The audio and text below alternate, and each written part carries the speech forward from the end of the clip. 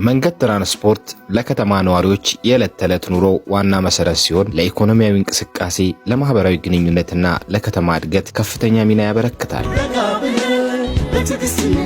በአጠቃላይ የመንገድ ትራንስፖርት ለከተማ እድገትና ለማህበረሰብ ኑሮ ወሳኝ ሚና አለው። የተሻለ አገልግሎት ለመፍጠር የመንግስት የአሽከርካሪዎችና የማህበረሰብ የጋራ ተሳትፎ ያስፈልጋል። በዳሎቻ ከተማ ነዋሪዎች ወደ ስራና ወደ ተለያዩ አገልግሎቶች በሚጓዙበት ጊዜ የሚሰጠው የትራንስፖርት አገልግሎት ጥራት፣ ተደራሽነትና ደህንነት ከጊዜ ወደ ጊዜ እየተሻሻለ መምጣቱ ይገለጻል። ሰላም ውድና ውድ ተመልካቾቻችን እንዴት ናችሁልን? ይህ የዳሎቻ ከተማ አስተዳደር የመንግስት ኮሙኒኬሽን ማህበራዊ ሚዲያ ገጽ ነው። በዛሬው ፕሮግራማችን በዳሎቻ ከተማ የመንገድ ትራንስፖርት አገልግሎት አሁናዊ ሁኔታ፣ እየተከናወኑ ያሉ ዘርፈ ብዙ ስራዎችና ወደፊት የተቀመጡ እቅዶች ላይ ከከተማው ትራንስፖርት ዘርፍ ኃላፊ ከአቶ ቶፊቅ ኤርዱና እንዲሁም ደግሞ ከአሽከርካሪዎችና ከተጠቃሚዎች ጋር ቆይታ እናደርጋለን። ከኛ ጋር ይቆዩ።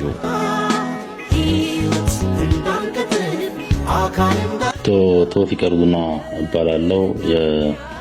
ዳሎቻ ከተማ አስተዳደር ትራንስፖርት ስራ ክፍል አስተባባሪ ነኝ። ያው አጠቃላይ አሁናዊ ሁኔታችን በተለይ ከክረምት ወራት ወዲህ ያለው የትራንስፖርት ሁኔታችን መሻሻሎች ያሉት ነው። ያው አካባቢው ይታወቃል፣ ከፍተኛ ፍሰት ያለበት ነው።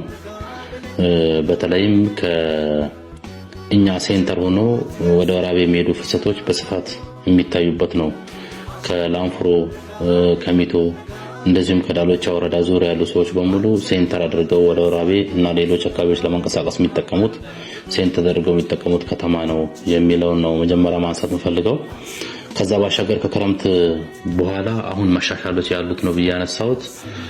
ክረምቱ አካባቢ ላይ መንገዶች በጣም በብልሽት የነበራቸው ስለሆኑ የተሽከርካሪ እጥረት በስፋት የነበረበት ነው። ከዛ ጋር ተያይዞ ሰፊ ችግር ሲስተዋል የነበረበት ነው። አሁን ግን ከዛ በኋላ መንገዶችን በተለይ ዳሎቻ ወራቤ ያሉ መንገድ ተሰርቶ አሁን ባለው ሁኔታ ትራንስፖርት ፍሰቱን መሻሻል ያለው ነው።